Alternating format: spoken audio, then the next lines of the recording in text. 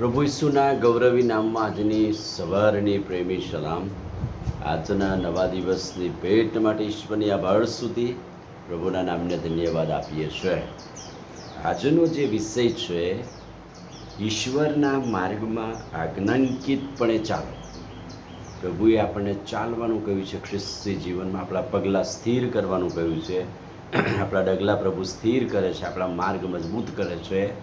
પણ પ્રભુનું વચન કહે છે કે આપણે આ માર્ગમાં ઈશ્વરની આજ્ઞા પાળી આજ્ઞાંકિતપણે ચાલીએ અને પ્રભુનો મહિમા કરીએ. યહોશુઆનું પુસ્તક 22મો અધ્યાય 1-6 વચન. યહોશુઆએ રૂબીનીઓને, ગાદીઓને તથા મનાસા કુળને બોલાવીને આજ્ઞા આપી હતી. કઈ આજ્ઞા આપી હતી? જે આજ્ઞાઓ તથા નિયમ યહોવાના સેવક મૂસાએ તમને ફરમાવ્યા છે. એટલે યહોશુઆ આ માર્ગ વિશે અને માર્ગમાં ચાલવા વિશે એમના આજ્ઞાંકિતપણાને યાદ કરાવે છે અને ઈશ્વરનો નિયમ યાદ કરાવે છે કે ભાઈ તમને મૂસાએ જે નિયમ આપેલો એ મૂસાના નિયમ પ્રમાણે તમે એ પ્રમાણે ચાલો. શું ચાલવાનું? પહેલી વાત, યહોવા પર પ્રીતિ કરવી, એટલે કે તમારા દેવ પર તમે પ્રેમ કરો. ઈશ્વરના માર્ગમાં ચાલવા માટે આજ્ઞાંકિતપણાની પહેલી શરત ઈશ્વર પરનો પ્રેમ. બીજી વાત, તેના માર્ગમાં ચાલો. ફક્ત ને ફક્ત યહોવા દેવે જે માર્ગ આપેલો છે, ઈશ્વરનો જે માર્ગ છે, એ માર્ગમાં આજ્ઞાંકિતપણે ચાલો. તેને જ વળગી રહો, એટલે કે મૂર્તિ પૂજા, અન્ય દેવ દેવીઓને દૂર કરીને કેવળ પ્રભુને અને પ્રભુના વચનને વળગી રહો. પૂરા જીવથી, પૂરા મનથી તેની સેવા કરો. એટલે કે પૂરેપૂરા મનથી ને જીવથી ઈશ્વરની સેવા કરો. એમાંથી તમે પાછા હટશો નહીં. આ આજ્ઞાઓ ખંતથી પાળવી.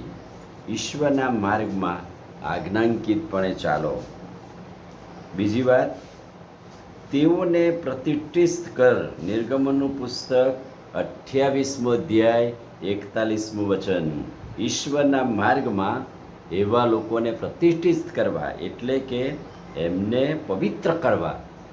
હારૂન અને તેના દીકરાઓને સારું અંગરખો બનાવ, જબ્બો બનાવ, અને યાજક પદને સારું બનાવ. એટલે કે બહુ પવિત્ર સેવા માર્ગમાં ચાલવા માટે અંગરખો કે જબ્બો, યાજક પદને સારું બનાવ. તે ગૌરવ અને શોભાને અર્થે છે, પ્રભુના મહિમાને માટે છે. આજ્ઞાંકિતપણે ચાલવા તેમને પ્રતિષ્ઠિત કર.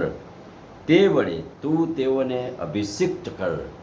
આ પવિત્ર વસ્ત્ર પહેરાવીને એમને અભિષિક્ત કર, તેઓને પ્રતિષ્ઠિત કર, તેઓને પવિત્ર કર, એટલા માટે કે તેઓ મારી આગળ યાજક પદની સેવા કરે. તેઓ આ સેવા કરવા ચાલે આજ્ઞાંકિત પડે, એટલા માટે એમને અભિષિક્ત કર, પ્રતિષ્ઠિત કર.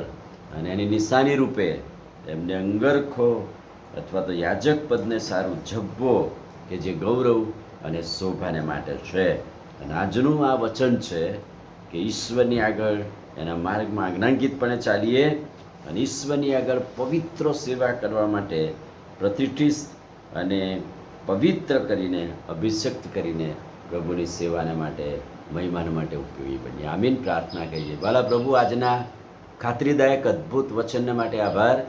વચનના પ્રકાશમાં અમને દોરો, અમને તમારું સામર્થ્ય આપો. પ્રભુ ઈસુના નામમાં પ્રાર્થના કરીએ છીએ. સાંભળો ને માન્ય કરો. આમીન. God bless you.